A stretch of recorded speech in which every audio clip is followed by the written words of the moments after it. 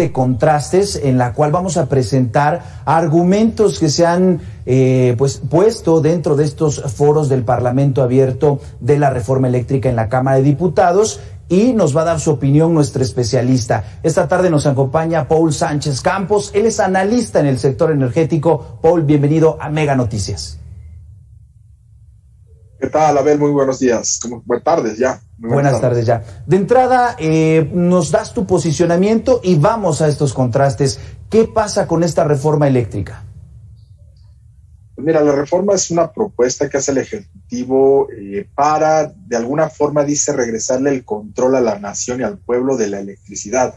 El problema que nos enfrentamos es que luego empezamos a escuchar argumentos contradictorios y situaciones inacabadas, y pareciera que realmente pues fue una propuesta muy hecha al calor, lo cual generó que en lugar de hacer una cosa propositiva, tengamos ahora un mamotreto que parece ser que tiene objetivos muy claros, pero que no tiene que ver mucho con la reforma de 2013. Entonces, pues en esta situación estamos, porque en este calor, en esta discusión, esta prisa que le dieron para sacar a la reforma, la iniciativa de reforma, empezaron a hacer cosas muy raras. Por ejemplo, darle el control de la transición energética a CFE. CFE es una empresa de electricidad. Imagínate, la transición energética va más allá, va incluso a temas de emisiones de fábricas, automóviles. Entonces, creo que ese tipo de cosas hacen dudar mucho de que realmente se haya pensado el fondo de lo que se quería alcanzar. Claro. Vamos a hacer este ejercicio de contrastes, Paul.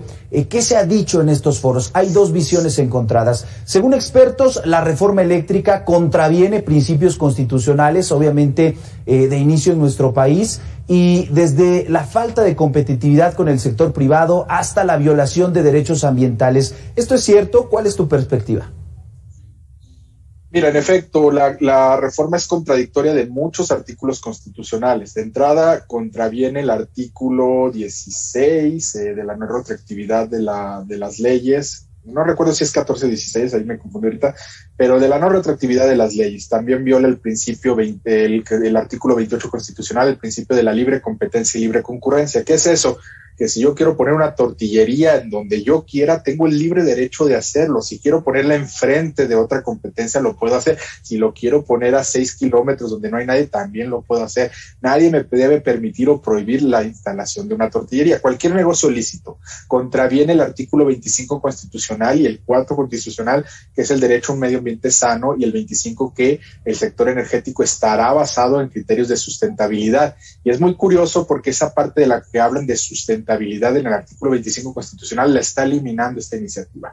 Contraviene el artículo 114 constitucional, que ahí me agarraste en curva un poquito, pero es aquel que dice que las compras públicas deberán hacerse con base en criterios de eficiencia y preferentemente en transparentes y procesos competitivos. Y CFE ahora lo que propone es que ellos comprarían la electricidad creando un régimen de excepción de ese artículo constitucional. Entonces, como ves, pues tenemos una serie de artículos que están en contra de lo que se promueve. Se está creando un régimen de excepción en general para que CFE se convierta en un organismo del Estado. ¿Quién sabe qué significa eso? Y que aparte pues tenga cierta cabida en hacer las cosas que le consideren ellos adecuadas. Claro. Vamos a otro contraste, Paul. La reforma eléctrica traería demandas millonarias y represalias comerciales, así lo advierte Ana López Mestre. Ella es directora general en American Chambers of Commerce en México. Además, desincentivaría la inversión. Esto fue lo que dijo, veamos. Esta reforma contraviene el principio de trato no discriminatorio entre empresas del Estado y el resto del mercado, cancela contratos y cambia las reglas establecidas, lo que en términos del tratado constituye una expropiación indirecta, afecta el principio de libre competencia y prevención de prácticas monopólicas al asimilar y debilitar a los órganos reguladores, y pone a México ante el riesgo de enfrentar litigios internacionales, porque el TEMEC incluye herramientas para proteger a los inversionistas y hacer cumplir las obligaciones de todas las partes. ¿Concuerdas con esta visión? Se hablaba de por lo menos 70,000 millones de dólares como una propuesta de indemnización o una estimación, Paul. Mira, respecto a las cantidades, los montos, las posibles demandas, pues todos son, digamos, cuentas, ¿no? No tenemos idea de cómo va a quedar. y cuánto va a ser, son proyecciones. Pero lo que es un hecho es que una de las posturas de quienes están a favor de la iniciativa dice que es que México estableció en la cláusula octava del Tratado de México, Estados Unidos y Canadá, que era soberano para modificar su constitución. Eso es claro, es correcto. Sin embargo, eso no, y también estableció que México es soberano respecto a los hidrocarburos, pero eso no significa que le den una cuenta en blanco, una chequera libre como para decir yo puedo hacer cualquier cambio y por lo tanto nadie puede entrar a mi país y nadie puede demandarme porque soy soberano. El hecho es que se violan el principio de trato no discriminatorio, se viola el principio de dumping, es decir, apoyo a empresas estatales, se viola una serie de principios del TEMEC que pueden terminar siendo contradictorios con la política nacional y entonces podremos acarrearnos a estas demandas, pero no solo del TEMEC, también del Tratado de Libre Comercio con Europa y también del Tratado Transpacífico, es decir, estamos atados por muchos tratados. Y la verdad es que sí nos estamos metiendo un pie porque pues podríamos enfrentar, digamos, indemnizaciones millonarias. Por otro lado, también tenemos un problema muy importante que es, muchas veces nos imaginamos la fuga de capital como gente sacando su dinero y quedándose sin nada. No, muchas veces la fuga de capital empieza con algo muy sencillo, que es dejo de invertir. Muchas empresas que tenían programas de inversiones hasta 2024 dijeron, yo ya no voy a invertir. Hasta 2025 veré qué pasa. Entonces, recuerda que las inversiones, pues es un proceso lento. Entonces, también todo lo que no invertamos ahorita en 2024 o 2025, si se reactiva con otra administración más favorable, también tardará un momento para hacerse realidad. Se va en contra de esa recuperación económica que tanto se promueve. Hablaba Marcelo Ebrard, el canciller mexicano, de que ya hay instrumentos precisamente para llevar un arbitraje, una denuncia y que se resuelva o se llegue a una negociación. Sin embargo, como mencionas, al violarse algunas políticas, algunas normas de los tratados, pues llevaría precisamente a esa incertidumbre, ¿no?, de inversiones en nuestro país.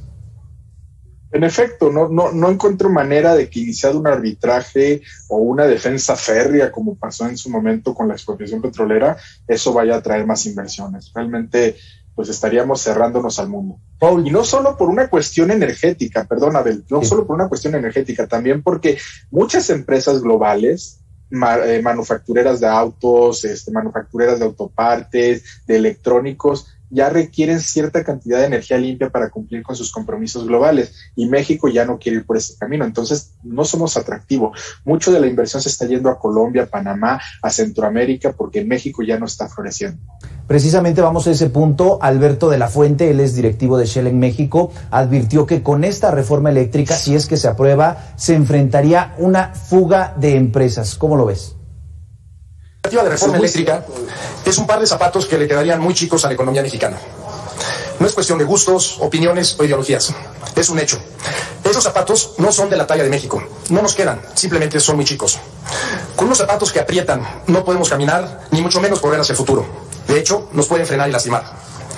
Para tener los zapatos que realmente le queden bien a nuestra economía, se necesita innovación, tecnología y mucho dinero. Hasta hizo esta analogía, Paul.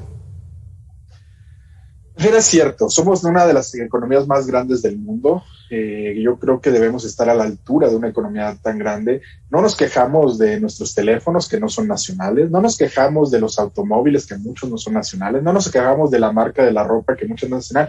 Y le empezamos a poner un mote a la energía como si fuera algo diferente. Como si el electrón, como esa chispa que llega a tu casa, fuera diferente a tener una computadora que es de Estados Unidos, de China, de Europa. Eso es lo que debemos de cambiar. O sea, realmente la economía mexicana es una de las economías más globalmente integradas. Realmente queremos aislarnos simplemente por el capricho de que el electrón venga de un fierro que se dice nacional, pero también las piezas de ese fierro, esa planta, las turbinas se hacen en otro país. Las turbinas, realmente existen 3 o 4 empresas que hacen turbinas, una alemana, una estadounidense, una japonesa, y párale de contar, quizá una italiana por ahí, pero realmente no hay muchas opciones. No existe tecnología mexicana, por más que queramos desarrollarla, tendríamos que empezar de cero y tendríamos que importarla. Realmente, si quisieras empezar a desarrollar tecnología, pues yo me iría a las tecnologías que están emergiendo, paneles solares, palas eólicas, baterías, hidrógeno verde, cosas que realmente van a tener un futuro, no aquellas que ya van de salida. Claro. Paul, hemos revisado el tema de posibles violaciones a la Constitución mexicana, de posibles violaciones a los tratados internacionales, también esta parte de la inversión y de la posible fuga de empresas. Advertencias en su mayoría. Sin embargo, hoy la jefa de gobierno de la Ciudad de México, Claudia Sheinbaum, se presenta ante este Parlamento abierto y defiende la reforma eléctrica. Asegura que la inversión privada no es la única manera de generar energías limpias y también destaca que la reforma es necesaria para llevar a cabo la transición energética. Veamos lo que dijo Paul. Es falso que los certificados de energía renovable sean la única manera de promover las energías renovables en el sector eléctrico nacional. Es falso. Y estoy convencida que la reforma eléctrica que se presenta es la mejor forma de garantizar la transición energética en México a partir de un esquema de planeación y de garantía de un futuro sustentable. Es falso, y lo digo de manera categórica, que la reforma implique energía sucia. Más bien, cierra la puerta a los negocios sucios y abre la puerta a un futuro limpio y a un futuro de desarrollo sustentable para el país. Paul, este fue uno de los primeros mensajes que dio hoy la jefa de gobierno. ¿Cuál es tu consideración al respecto? Mira, desafortunadamente, es una crítica constructiva, todas las personas que han desfilado del lado de a favor han sido funcionarios públicos o personas que son muy cercanas al actual gobierno ideológicamente hablando, o incluso porque están en funciones políticas o administrativas de la actual administración. Y el problema es que repiten lo mismo, dicen las mismas líneas que ya validó CFE, no dicen nada nuevo, y eso es un problema. Y me sorprende que lo diga Claudia Sheinbaum por tres cosas. La primera, porque la Ciudad de México es una de las principales beneficiarias de estar fuera del sistema regulado de suministro básico. El metro de la Ciudad de México corre con el mercado eléctrico mayorista, se ha beneficiado estando en el mercado, y me sorprende que diga eso. Número dos, todo este proyecto de Ciudad Solar depende del sistema de mercado que se creó con la reforma de 2013. No hubiera jalado si hubiéramos seguido cerrados. Y número tres, y más importante, porque la transición energética, tomando unas frases de mi buena amiga Analía Moreno de México Evalúa, es un proceso transitorio.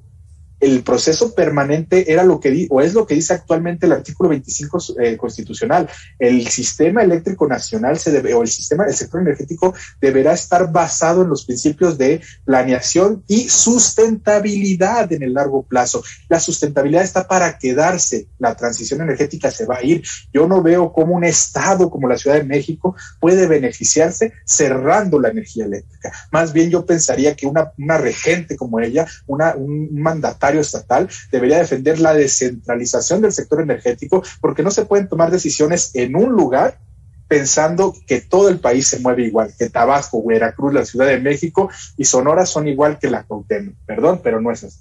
Paul, ella se refirió específicamente a estos contratos que ella nombró como sucios, porque en teoría, según su posicionamiento, beneficiaban a unas cuantas empresas. No hay nada de cierto en ello, es parte de lo que mencionas como el mensaje político o de propaganda en pro de esta reforma, o sí hay algo de cierto en ese argumento. Mira, otra vez volvemos a los mismos puntos. Traen tan armado el discurso que es contradictorio en sí mismo. Cuando hablan de contratos, mezclan contratos privados con CFE que se llaman productores independientes de energía. Son contratos que nacieron en 1992, antes de la reforma energética. Mezclan contratos de subasta que nacieron en 2013, después de la reforma energética. Pero también mezclan contratos de autoabasto de privados que nacen también en 1992 y que nada tienen que ver con CFE. Entonces no queda claro cuando ellos dicen a quién benefician, a unos pocos, a unos cuantos. ¿Cuál es el problema de fondo? Y si son los problemas de fondo aquellos de 1992, ¿por qué estamos reformando la Constitución? Si el problema son los de 2007, la subasta, ¿cuál es el problema y por qué seguimos hablando de autoabastos? ¿Por qué seguimos hablando de productores independientes? Al final del día, algo que no se ve, Abel, es algo muy importante, que es los productores independientes de energía evitaron costos importantes para el país. ¿En qué sentido? En pensiones y jubilaciones. Tan solo en 2020, las pensiones y jubilaciones de CFE nos costaron 120 mil millones de pesos a todos los mexicanos, que vamos a pagar con IVA, con ISR y con IEPS. Así que tenemos que tener mucho cuidado qué tan grande queremos que sea CFE, porque al final nos va a cobrar facturas, no a mí ni a ti, a nuestros hijos y a nuestros nietos. Interesante esto que mencionas, Paul, pero te pedimos que te quedes con nosotros, tenemos que hacer una pausa y regresamos precisamente con ese tema, la importancia y la trascendencia de lo que se podría definir en este 2022. Vamos a una pausa y volvemos.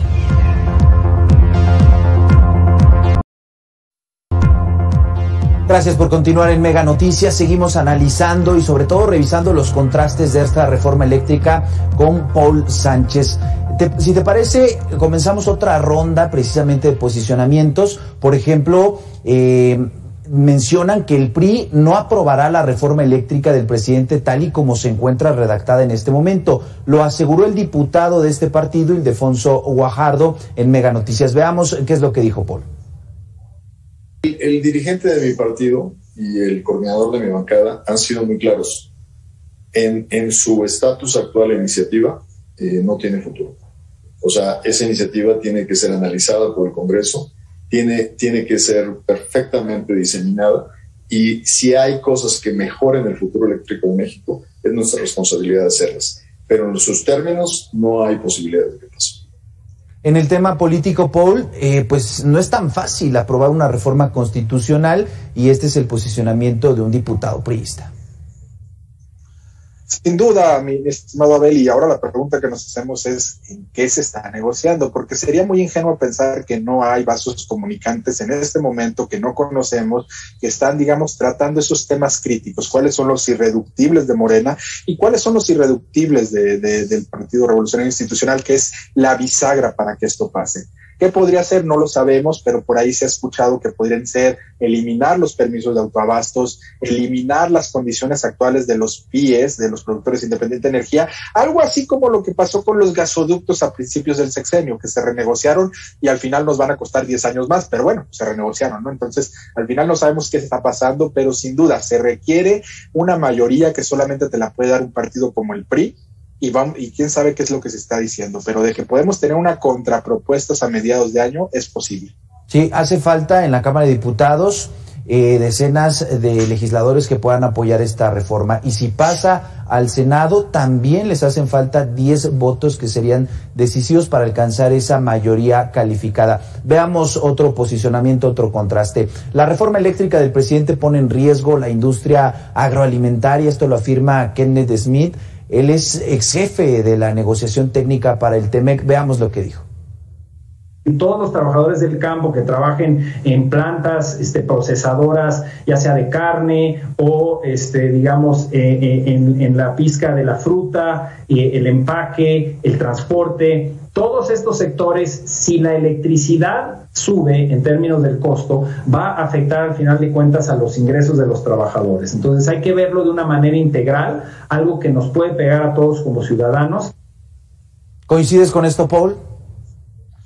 Mira, sin duda, entrar a un proceso de intercambio comercial como el que tenemos con Estados Unidos es algo trascendental. Recuerda que, no sé si recordarán, a principios de los 90 conseguir mercancía estadounidense era complicadísimo, le llamábamos fayuca, ¿no? Porque teníamos que conseguirlo medio importado y medio de contrabando. Hoy en día es bien fácil tener un teléfono desde Estados Unidos, es muy fácil tener una computadora, un auto de Estados Unidos, una bicicleta. Entonces, el hecho de empezar a ponerte barreras tú mismo al comercio implica que ellos también pueden empezar a poner barreras al comercio. Recordemos que cuando estaba todavía Trump hace 2 años, ellos también señalaban que el TEMEC iba a ser un proceso renegociable cada 5 años. Si las cosas no están funcionando, pues podrían empezar a poner trabas, podrían afectar no solo a las industrias mexicanas que requieren, digamos, las exportaciones agrícolas, las exportaciones de carne, las exportaciones de autopartes, sino también a los trabajadores que están en empresas allá o a las empresas mexicanas que trabajan en Estados Unidos. Es muy importante ver a la energía de manera transversal, no nada más como una ideología o como es más, mira, ahí donde están levantando ahorita piscando estas verduras, hay una torre de transmisión. Ve qué tan transversal es esto. Sí, en definitiva, y eso lo vimos años anteriores con las amenazas del expresidente Trump en Estados Unidos de colocar aranceles, de mantener o de imponer algunas represalias económicas. Eso se quedó en discurso, se quedó hasta cierto punto en advertencia, sí tuvo sus complicaciones, pero de eso estaríamos hablando. ¿Eso es lo que veríamos, Paul? Pues mira, te voy a poner un ejemplo para que te des una idea de qué tanto nos estamos alejando de nuestro principal socio comercial en detrimento de nosotros mismos. En primer lugar, recientemente anunció Biden, la administración Biden, que va a empezar a impulsar, a subsidiar de alguna manera autos eléctricos hechos en Estados Unidos. Nosotros somos el principal exportador de autopartes y autos eléctricos a Estados Unidos, entonces estamos generándonos pues nos estamos reduciendo el mercado, en lugar de trabajar en conjunto, en lugar de trabajar de la mano para hacer un hub internacional global que permita potenciar las autopartes y los automóviles eléctricos, estamos pues cerrándonos las puertas y generando más Estado, menos regulación, y pues dándole todo a una empresa. Entonces, ese es un punto. Y otra es, hay muchos esfuerzos internacionales que está avanzando Estados Unidos con sus aliados, particularmente Noruega, Canadá, Arabia Saudita, Qatar, y México no está. Eso te habla de un problema. Estamos perdiendo fondos, estamos perdiendo la oportunidad de trabajar en conjunto. Importante esto lo que mencionas. Vamos a otro contraste. Max Correa, él es diputado de Morena y dirigente nacional de la Central Campesina Cardenista, afirma que la reforma eléctrica impulsará el desarrollo del campo. Obviamente es un contraste porque veíamos esa posición distinta. ¿Qué opinas de lo que vamos a ver? Creo que la reforma eléctrica que propone el presidente es adecuada y es justa para que el medio rural y su población, sus habitantes y las actividades del sector agropecuario puedan ser altamente competitivas y que nuestro sector agropecuario pueda seguir creciendo. Adelante, Paul. A ver, solo hay un sector del país, solo hay un sector en México que paga menos por la electricidad que un hogar. Y no son las tienditas de conveniencia, como dijo el presidente en la mañanera, es el sector agropecuario. La tarifa del riego agrícola nocturno cuesta 0.33 centavos por kilowatt hora. La tarifa de riego doméstico diurno subsidiada cuesta 0.66 centavos. Se conocen como tarifa 9CU y tarifa 9N. Son las tarifas más baratas en el país. Ni los hogares pagamos eso.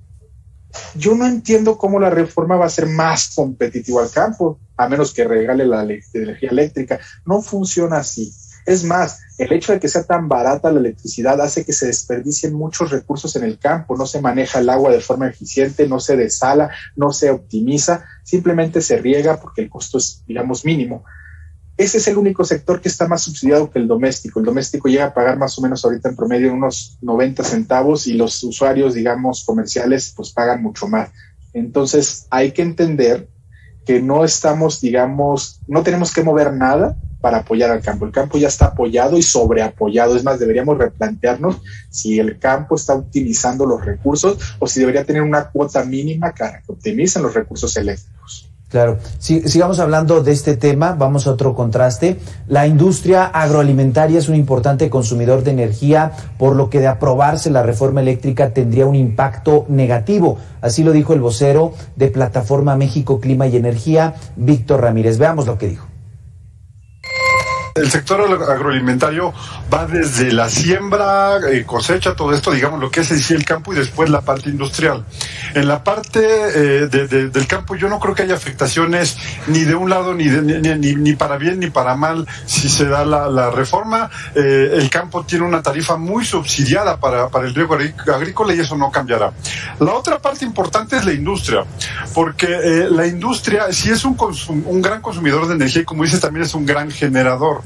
Este tipo de plantas van a entrar en un riesgo. Aquí sí hay un problema muy fuerte porque la cogeneración va a intentar ser de ese 46% de energía privada que esté, y si no llega a un buen acuerdo, pues simple y sencillamente vas a tener que dejar de aprovechar esa parte del calor residual del del proceso industrial, y va a ser pérdidas para la industria agroalimentaria. Esta segunda parte, Paul, es importantísima, ya hablando de esta cogeneración y lo que se pudiera tener como exceso o incluso como base para la generación de energía eléctrica desde los privados. ¿Cuál es tu punto de vista? Mira, hay un tema muy importante, más allá de que si es legal, ilegal, que si hay subsidios, que si no hay subsidios, que si es cruzado, que si no, que si las empresas, tenemos que ser muy francos en un tema. A ver, si tú le llegas a subir a los empresarios de electricidad, tienes que hacerlo en un proceso que sea gradual y, digamos, con la magnitud adecuada, porque si no, acabas de darle al clavo. Imagínate el pan de caja, el que llega a tu casa. Le acabas de subir el precio a la molienda de trigo, le acabas de subir el precio al plástico, a la horneada, le acabas de subir el precio a toda la cadena de valor, no nada más el bien final. Imagínate ese efecto multiplicado en vidrio, metales, alimentos, la industria agroalimentaria, en plásticos, en cualquier cosa que utilice energía eléctrica y que esté en una sociedad de autoabastos. Si ahorita tenemos una inflación del 7%, yo no me imagino cuál podríamos tener. Quizá llegaríamos al doble dígito y eso es bastante peligroso porque, ¿qué crees? Además, como está diseñado el sistema tarifario de México desde 2018 con el secretario Ursúa, es que las tarifas domésticas se incrementan conforme se incrementa la inflación. Por lo tanto, imagínate, pues hasta nosotros vamos a pagar el plato no solo por la inflación, sino también en nuestros vecinos. Así es, un tema ultra importante. Hablábamos y nadie está en desacuerdo que la electricidad, la energía eléctrica es base importante para el desarrollo de los países, pero decíamos que están estas dos visiones, quienes apoyan y defienden de manera férrea esta iniciativa del gobierno federal y quienes argumentan precisamente el tema de las inversiones, el de las implicaciones que tendríamos en algún momento de violar la Constitución o tratados internacionales. Pero todo esto, Paul, se juega en un entorno político. Desde tu punto de vista, en este momento está apenas en el Parlamento abierto, pero bueno, pues la están preparando para ser llevada ya a comisiones, posteriormente al Pleno. Desde tu punto de vista, ¿es viable ya cuando revisamos todos los elementos que tendrían que darse para que se apruebe? Mira, yo considero que no se requiere una reforma constitucional. El amague fue claro, el amague fue perfecto porque lo que está diciendo es necesitamos hablar, necesitamos hacer que esto sea un debate nacional y creo que en eso se ha logrado y eso es lo único que podemos aplaudir. No necesitamos hacer cambios constitucionales, necesitamos asentarnos a ver qué modelo energético queremos, no para mí ni para ti, sino para nuestros hijos y nuestros nietos.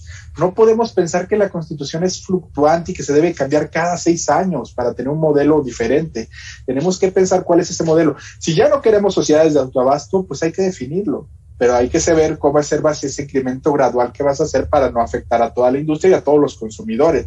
Si ya no queremos subastas, bueno, hay que definirlo. Si ya no queremos que CFE participe comprándole a privados, también hay que definirlo. Pero esas son situaciones que hay que definir en el papel, negociando. Una crítica que siempre hizo la industria al sector energético, las autoridades, a la Secretaría de Energía, a la Comisión Reguladora de Energía, al SENACE, a CFE misma, es que pidieron muchas ocasiones sentarse a dialogar y no habían querido. Por primera vez, dado que no tienen la mayoría, dado que no es la aplanadora que se esperaba, está pensándose en que se tiene que negociar y que esto debe ser consensuado. Entonces, eso es lo que hay que aplaudir, que tenemos que generar una reforma que no esté en estos términos, sino que sea bastante clara hacia qué queremos en el futuro. Por ejemplo, el litio. Para aprovechar el litio no se requiere que sea a través de una empresa del Estado. Se pueden optimizar a través de contratos como lo hacen en la industria petrolera. Pero bueno, ahí lo dejamos. Ese es el tema que hay que discutir. Vamos a analizarlo más adelante en otra ocasión. Paul, muchísimas gracias por darnos estos minutos en Mega Noticias. Por el momento, siguen los dos bloques con su mensaje y esperaríamos que se llegue a esta negociación que propones. Paul, muchísimas gracias por tus minutos. Muchísimas gracias. Un saludo a la auditoría de Mega Noticias.